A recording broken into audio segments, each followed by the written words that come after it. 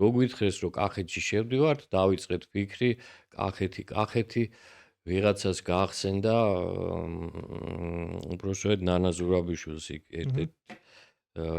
სცენარის რომ აიო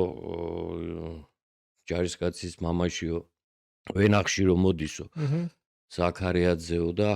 აქ რა მოგიყვანა შემადლიანო იქნება ესე გავაკეთოთო ხო და ამაზე დავიწყე ფიქრი და მე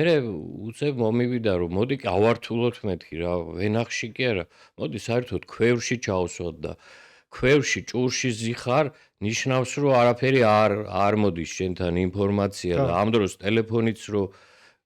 გამოჩდება იქ ეს იქნება კარგი ეფექტური რაღაც უი ყველას მოეწონა ქვევრი გადასარევი ასე მივედით ამ იდეამდე